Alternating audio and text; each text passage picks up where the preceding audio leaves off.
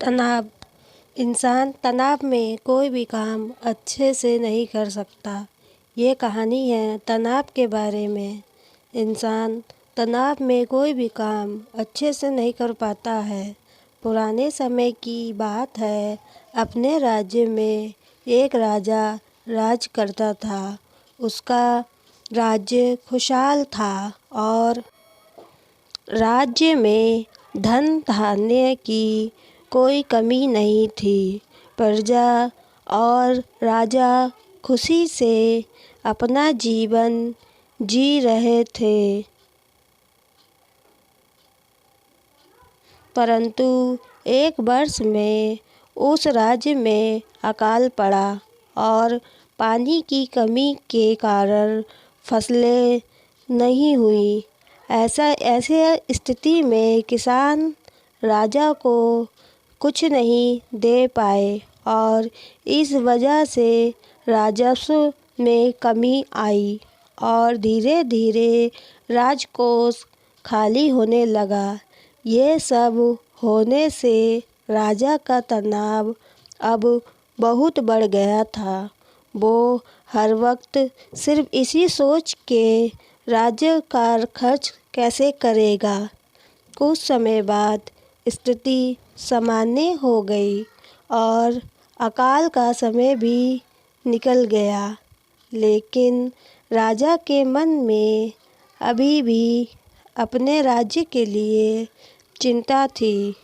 राजा के दिमाग में अभी भी हर वक्त यही रहता है, अगर राज्य में अकाल की स्थिति आ गई तो क्या होगा। इसके अलावा वो दूसरी चिंता करता रहता है, जैसे कि पड़ोसी राज्य का भय और मंत्री का मंत्र यंत्र आदि। वो इन सब चिंता के कारण रात को अच्छे से सो भी नहीं पाता था और उसकी भूख प्यास भी इस तनाव ने छीन ली थी। वो अपनी इस हालत से परेशान था। राजा जब भी अपने राजमहल को माली को देखता तो आश्चर्य होता, क्योंकि दिन भर मेहनत करने के बाद वह रूखी सूखी रोटी भी मज़े से खाता और पेड़ के नीचे आराम से सोता था। राजा को कई बार उस माली से जलन भी होती थी। एक दिन राजा के दरबार में एक महात्मा आए। राजा ने अपनी समस्या उस शास्त्र को बताई और उनसे ये भी कहा कि आप मुझे इस समस्या को दूर करने का कोई उपाय बताएं। ने समस्या को पहले अच्छे से समझ लिया और बाद में राजा से कहा, तुम्हारी चिंता की जड़ है राजपाट। तुम अपना राजपाट पुत्र को दे दो और इस समस्या से मुक्त हो जाओ। राजा ने कहा, लेकिन मेरा पुत्र तो सिर्फ 7 साल का है, वो कैसे राजपाट संभालेगा। महात्मा ने कहा, तो फिर तुम अपना राजपाट मुझे दे दो और इस चिंता से मुक्त हो जाओ। राजा अपना राजपाट उस महात्मा को देने के लिए तैयार हो गया और उसने अपना राजपाट महात्मा को सौंप दिया। इसके बाद उस महात्मा ने राजा से पूछा कि अब तुम क्या करोगे। राजा ने कहा, मैं कोई बिजनेस कर लूँगा। महात्मा ने कहा, लेकिन तुम बिजनेस के लिए ऐसे पैसे की व्यवस्था कैसे करोगे?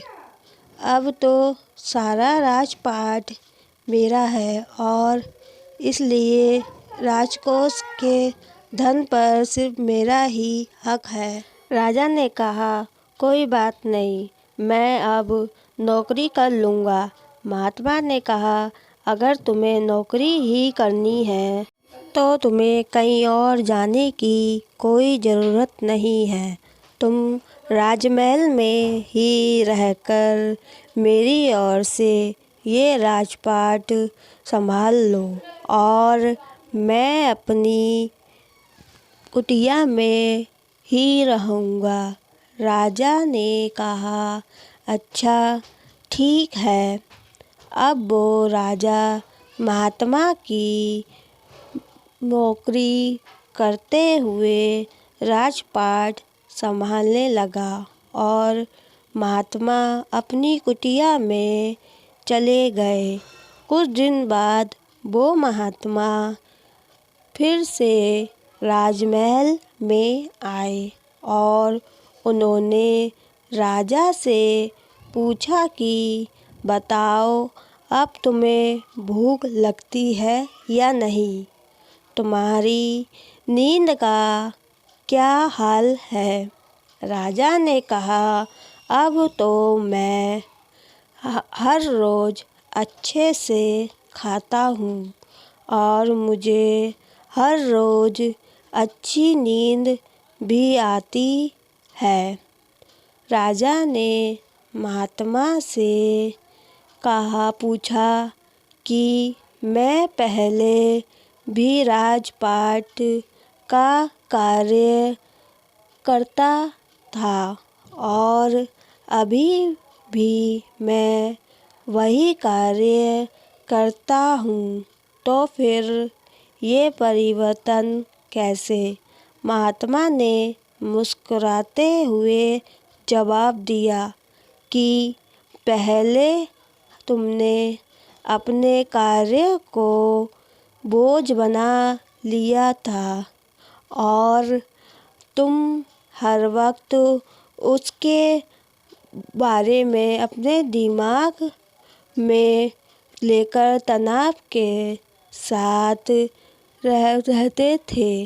लेकिन राजपाट मुझे सौंपने से तुम अपना सारा कार्य अपना कर्तव्य समझकर करते हो और इसलिए ही तुम अब तनाव मुक्त हो गए हो। मोरल: अगर हम अपना काम बोझ समझकर करेंगे तो हमारा तनाव और भी बढ़ेगा।